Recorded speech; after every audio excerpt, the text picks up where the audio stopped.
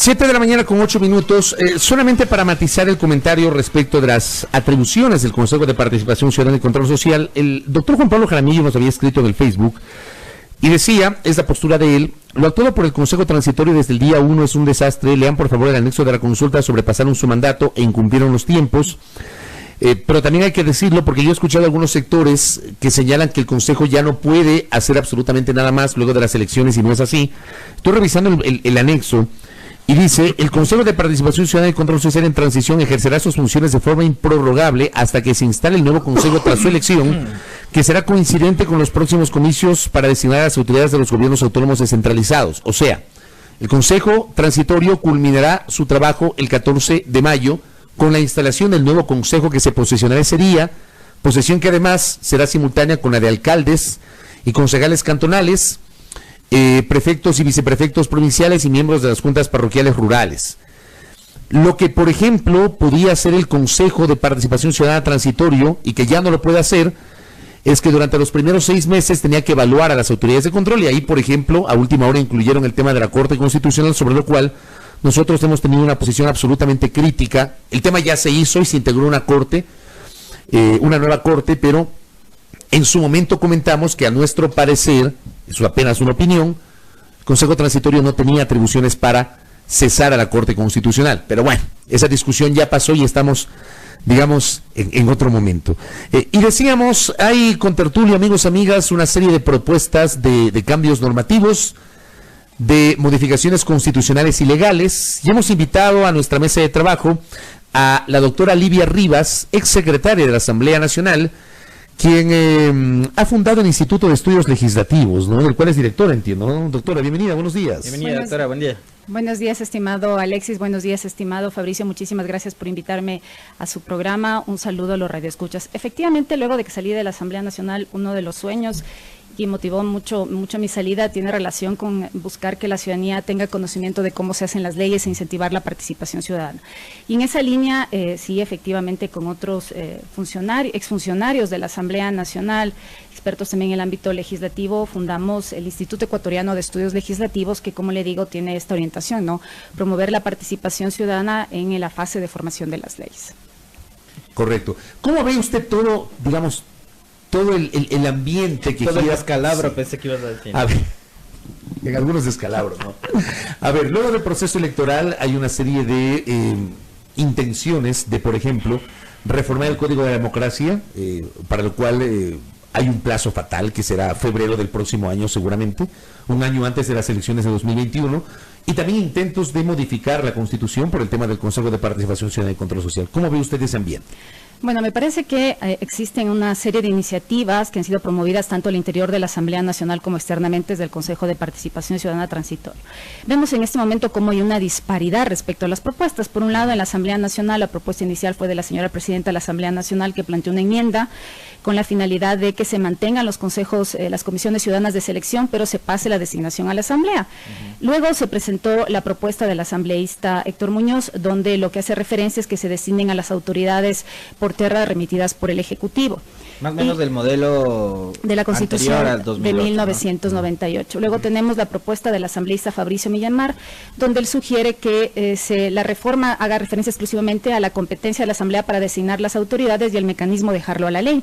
Y finalmente también tenemos la propuesta del asambleísta Vilma Andrade del BIN, donde hace referencia a que se integre una comisión donde haga una especie de concurso de méritos de oposición y que ponga en consideración de la Asamblea 3 nombres y de esos escogerá las autoridades de control. Un sistema mixto es ese, ¿no? Exacto. Finalmente. Y adicionalmente tenemos al Consejo de Participación Ciudadana Transitorio, donde ha conformado un comité que va a presentar una propuesta de reformas con la finalidad de eliminar el Consejo de Participación Ciudadana. Entonces, vemos cómo hay una disparidad de propuestas. Por un lado, hay quienes propugnan la eliminación del Consejo de Participación, como el caso del Consejo Transitorio, y en la Asamblea Nacional, en cambio, se muestran mecanismos para articular el traspaso de las competencias del Consejo de Participación Ciudadana a la Asamblea Nacional. Sin embargo, en la Asamblea tampoco hay acuerdo respecto del mecanismo. O sea, mientras unos propugnan que se mantengan las comisiones ciudadanas, otros que se designen por ternas, otros que se activen comisiones para concursos de méritos, a mí personalmente me parece que antes de remitir la resolución a la Corte Constitucional para que señale cuál es el mecanismo adecuado, si enmienda, reforma parcial o asamblea constituyente, pues a lo que habría que hacer es ponerse de acuerdo primero al interior de la Asamblea Nacional. Para que la Asamblea institucionalmente tome una postura. Una decisión, tome una postura de hacia qué vamos, ¿no es cierto? Y me parece, por ejemplo, acertada esta propuesta que ha hecho la presidenta de la Asamblea Nacional, que ha convocado, hasta haciendo una serie de foros con la finalidad de conocer los criterios de varios constitucionalistas que permitan encaminar hacia una propuesta conjunta, porque al final del día pues debería ser una resolución aprobada por la mayoría absoluta de los asambleístas, con la finalidad de que la Corte Constitucional marque la línea que se debería seguir. Entonces, en esto también hay muchas contradicciones respecto de este tema, pero también muchas posturas desde el orden constitucional. Hay algunos que sostienen que para la eliminación basta una reforma parcial, pero hay otros para la eliminación, no para el retiro de la atribución de designación de autoridades, sino la desaparición del organismo. Sí, hay algunos que sostienen que para la eliminación puede ser una reforma parcial porque no restringe derechos. Y otros que sostienen que sí restringe derechos porque se afectaría la participación ciudadana y en consecuencia lo que meritaría es una asamblea constituyente. Mientras que para el traslado de funciones exclusivamente a la Asamblea Nacional tendríamos dos mecanismos, ¿no es cierto? El de enmienda, lo que sucede en ese caso es que toma más de un año porque sería el segundo debate a los 30 días siguientes del primer año. Ya tuvimos experiencia 2014-2015 con las enmiendas. Esa fue nuestra primera experiencia. Claro que sí. Y nos declaró inconstitucional la Corte porque no se había tomado en consideración, por la forma de votación, no se había tomado en consideración que había que ser un mecanismo restringido y nos declaró la inconstitucionalidad. Mientras que en el caso de la reforma parcial solo estaríamos para el segundo debate 90 días, ¿no es cierto? Y posteriormente convocar a un referéndum dentro de los 45 días para ratificar la decisión de la Asamblea. Exacto. Entonces se vería como que es el mecanismo más corto, adicionalmente un poco más riguroso que lo que implica la enmienda constitucional, pero habría que ver qué pasa. Vemos ahora cómo en el caso del Consejo de Participación Ciudadana Transitorio, por ejemplo, esto que se convoca a este comité, bueno, de acuerdo con la Ley Orgánica de Garantías Jurisdiccionales, el artículo 101 dice que en el caso de la iniciativa ciudadana, que vendría a entenderse que es una iniciativa como lo ha manifestado el presidente del Consejo de Participación Ciudadana Transitorio, pues necesita primero el dictamen de la Corte Constitucional. Y ahí dice en el artículo 101 de la Ley de Garantías que inclusive es un dictamen previo a la recolección de firmas. Entonces, por un lado vamos a tener la petición de la Asamblea Nacional, donde pone en consideración el traslado de funciones, y por otro lado vamos a tener la petición de este comité de iniciativa ciudadana, donde va a preguntar cuál es el mecanismo para la eliminación. Entonces, habrá que ver en su momento quién de los dos presenta primero esta petición y cuál será la vía que señale la Corte. A mi modesto criterio, creería que si este comité consulta cuál es el mecanismo para eliminar a estas dos opciones, que la Corte le conteste la reforma parcial, o que si la Corte considera, porque es a la final la que toma la decisión, podemos debatir entre todos los abogados constitucionalistas. Y cada uno puede tener un criterio distinto. Todos podemos tener que al final del día será lo que decida la Corte Constitucional. Y si el criterio de la Corte va a reforma parcial, pues me parecería que en ese caso particular la recolección de firmas solo va a llevar a que la Asamblea haga este mecanismo de reforma. O sea, vamos a hacer a través de la iniciativa ciudadana que se haga un proceso de recolección de firmas, cuando me parece mucho más práctico ir ante la Asamblea Nacional para apoyar esta iniciativa. O sea, porque este proceso donde se solicita el dictamen es previo a la recolección de firmas, pero luego de la recolección de firmas habrá que observar el procedimiento del 442, donde la Asamblea al final del día es la que hace la reforma parcial y solo posteriormente se somete a referéndum.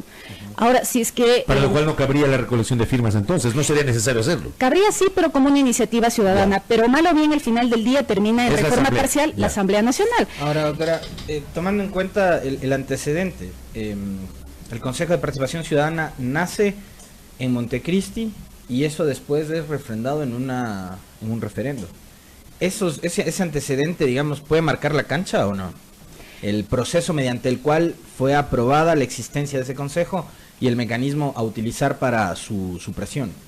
Claro, bueno, efectivamente el Consejo de Participación Ciudadana, si bien nace en la Constitución del 2008, pues su antecedente histórico es la Comisión de Control Cívico contra la Corrupción, que tenía estas facultades exclusivamente de combate a la corrupción y promoción de la participación ciudadana. Fue en el 2008 donde se le adiciona este tema de la designación de autoridades, ¿no es cierto? Entonces, como consecuencia de la aprobación de la Constitución de Montecristi en referéndum, pues efectivamente todo el paquete de la Constitución, desde el primer artículo hasta el último que incluye cómo se reforma la Constitución, fue aprobado en referéndum. Pero parte de esta aprobación de referéndum también incluye la posibilidad de reformar la Constitución. Y dentro de esta reforma de la Constitución, pues están estos tres mecanismos de la enmienda, la reforma parcial y la Asamblea Constituyente. De forma tal que si se respeta las normas establecidas en la propia norma suprema, pues tranquilamente podría hacerse no solo al tema del Consejo, sino en general general a todas las disposiciones. Vamos a ver cómo, por ejemplo, el asambleísta Fabricio Millamar no solo ha presentado una propuesta de reforma parcial relacionada con el traslado de funciones. La reducción del número de legisladores, por ejemplo, y el cálculo, y hacer un recálculo para el incremento futuro. Exacto, él propone el tema de la disminución a 110 legisladores, está promoviendo un tema de autonomía del Banco Central, está promoviendo el tema del voto facultativo, que en estas últimas elecciones ha sido algo que se ha empezado a debatir, entre otros temas, ¿no es cierto?, que está proponiendo el asambleísta Fabricio Millamar. Y en esto podría pasar en el camino muchísimos otros temas, ¿no?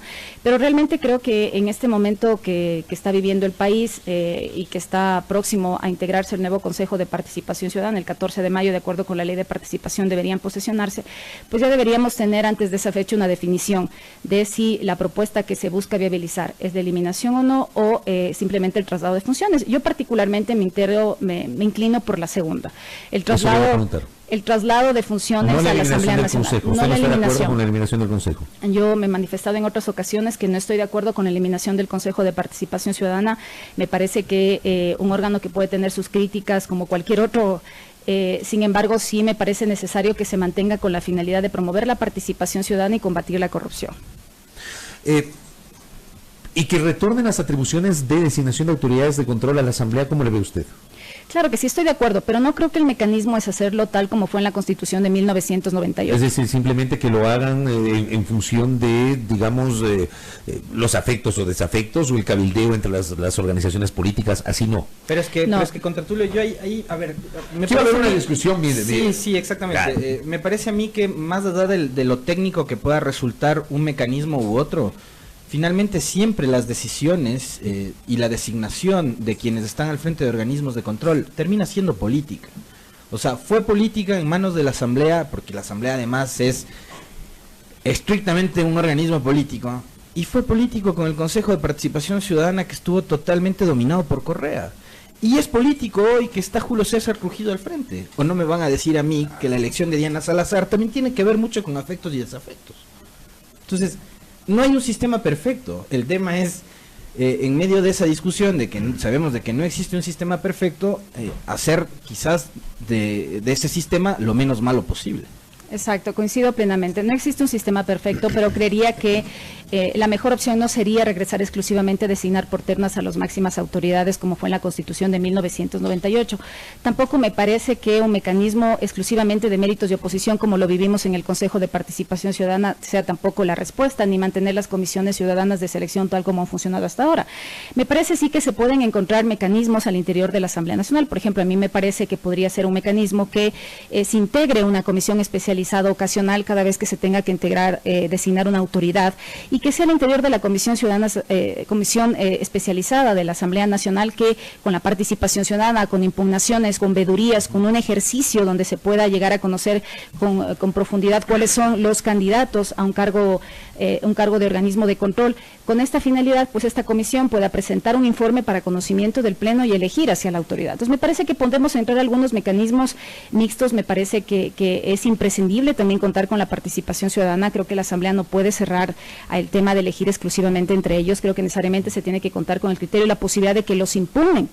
Y solo en esa medida, pues la Asamblea tomar una votación. Ahora se discute cuál es la votación para poder designar a las autoridades. Algunos sostienen la mayoría absoluta, 70 votos, otros 2/3, 92 votos. Entonces, habrá que ver cuáles. Pero en todo caso, a mí me parece que siempre será mucho más legítimo ser electo por 70 o 92 votos por 4 o 5 votos del Consejo de Participación Ciudadana.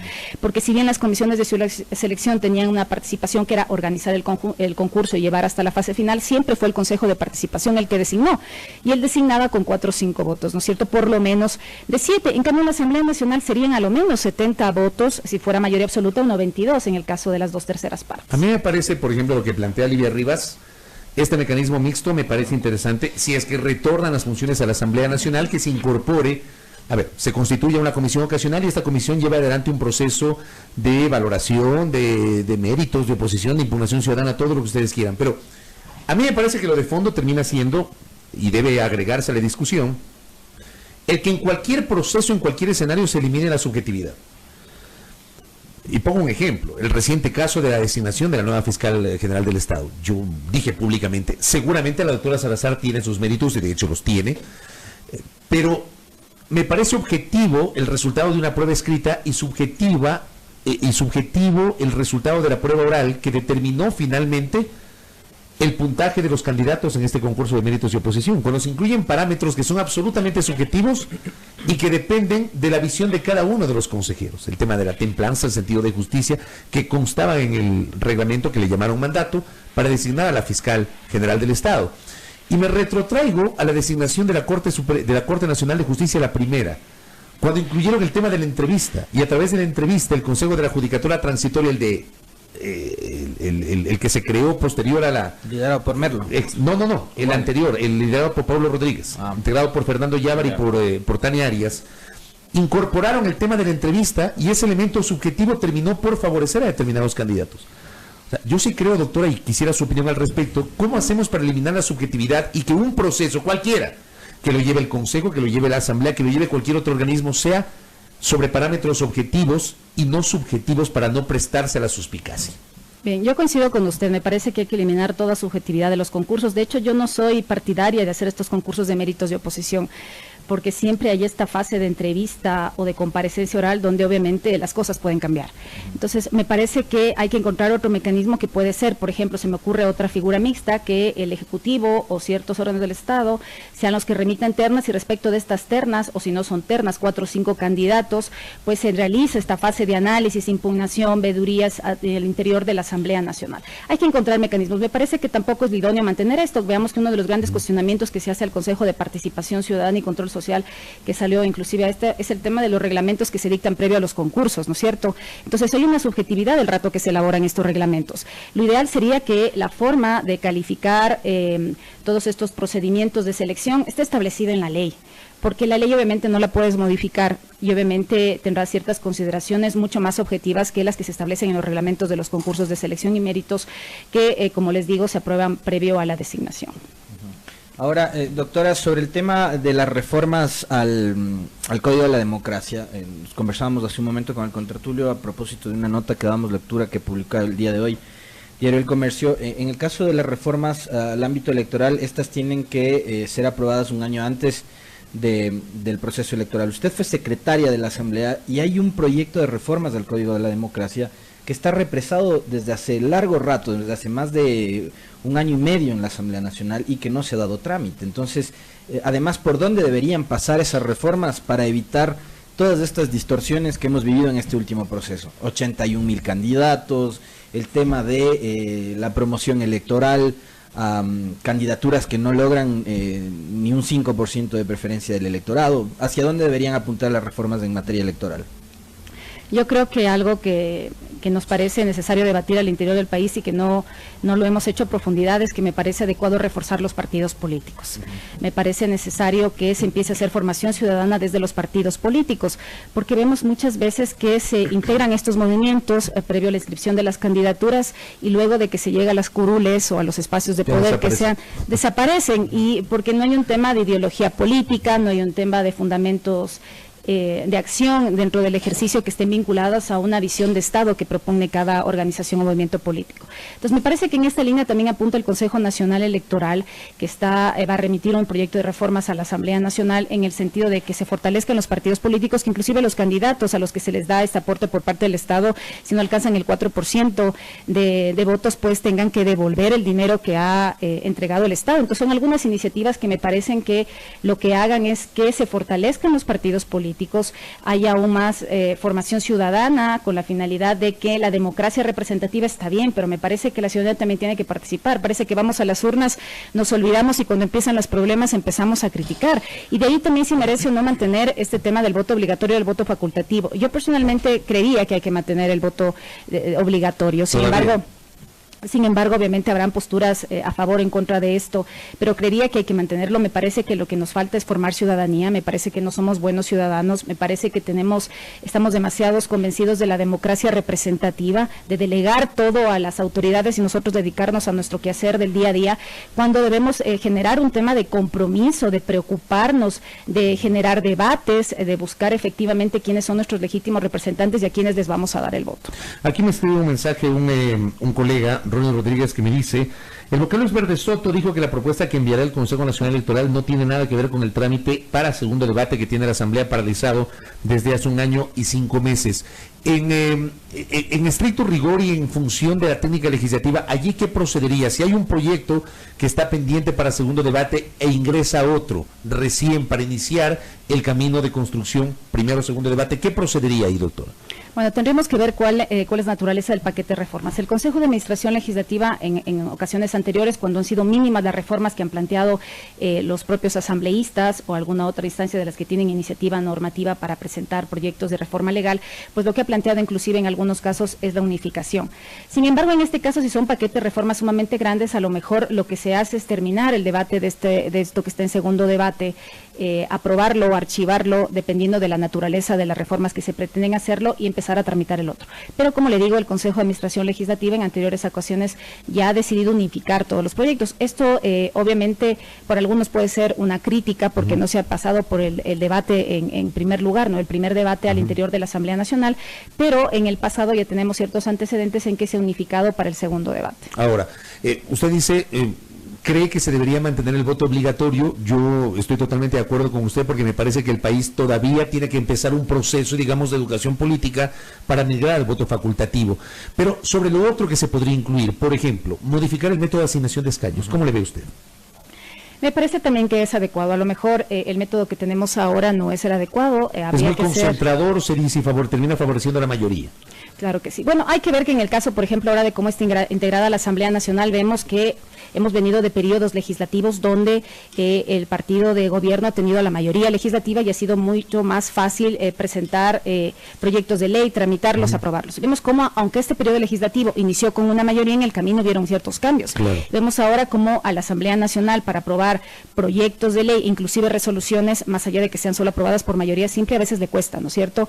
Porque obviamente ahora le toca, ahora le toca hacer algo que no está mal, que por el contrario me parece acertado. Ese es un ejercicio democrático, el llegar a acuerdos, y le implica llegar a acuerdos entre todas las bancadas políticas, ¿no es cierto? Tanto con quienes en su momento pertenecían a la bancada del gobierno como los que ahora no lo pertenecen, y en sí diferentes fuerzas políticas. Entonces vemos como en el caso de la Asamblea Nacional tenemos que el partido de gobierno tenía una concentración mayor, ahora está dividida, pero tenían otras fuerzas políticas también una mínima representación, pero también están ahí, ¿no es cierto? También están ahí y ejercen democráticamente su participación dentro del trámite de reformas legales o en el ejercicio político en el debate. Y el contrartulio tenía una duda el otro día de si ese nuevo sistema debería ser implementado tanto para concejales como para legisladores. Debería aplicarse lo mismo, me imagino, ¿no? Para no estar otra vez generando esas distorsiones de que por qué para uno sí el método tal y por qué en la Asamblea otro método para beneficiar. Debería ser, exacto, debería ser para todos los cuerpos colegiales, ¿no es cierto? Donde vamos a ver que existe una composición. Veamos en el caso del municipio de Quito, ¿no es cierto? El nuevo municipio vamos a tener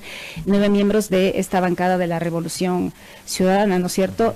Donde van a estar, va a tener un consejo, el próximo alcalde de Tigo va a tener un consejo disperso con muchísimos representantes de otros partidos políticos. Entonces a él también le va a tocar llegar a hacer acuerdos y habrá que ver toda la habilidad que tenga para poder sacar los grandes proyectos que necesita la ciudad. ¿Usted cree que debemos retornar al voto en plancha? Yo creería que la ciudadanía a lo mejor debería estar orientada a elegir como estamos eligiendo, pero en la medida de que tenga mayor información.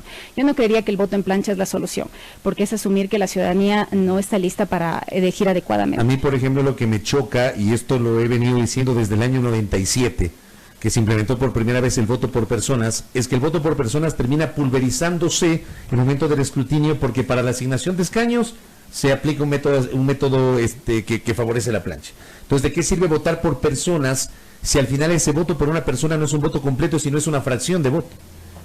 Eso es lo que a mí me choca. Entonces, sí, yo suscribo sus palabras, hay que fortalecer el régimen de partidos políticos, hay que crear educación política, pero también creo que desde la legislación hay que brindar a la ciudadanía herramientas para que su voto al final del día sea la expresión de su voluntad y no se lo manipule con métodos ahí para asignar escaños, ¿no?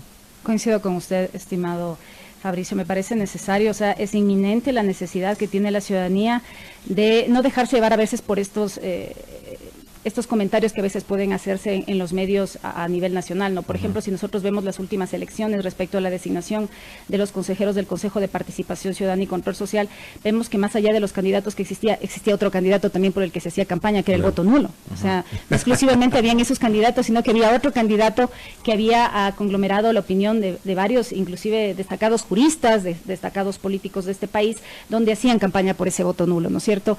Entonces, mucha gente se inclinó por también este mecanismo a través de los medios de comunicación que motivaba a la gente que lo haga con la finalidad de llegar a la conclusión que estamos viendo actualmente, donde se motiva la eliminación del Consejo de Participación Ciudadana. Doctora, lo último, nos escribió a nuestra cuenta Pablo Araujo y nos pide que le preguntemos, les han un concurso a su carácter ciudadano, lo cual no se ha cumplido.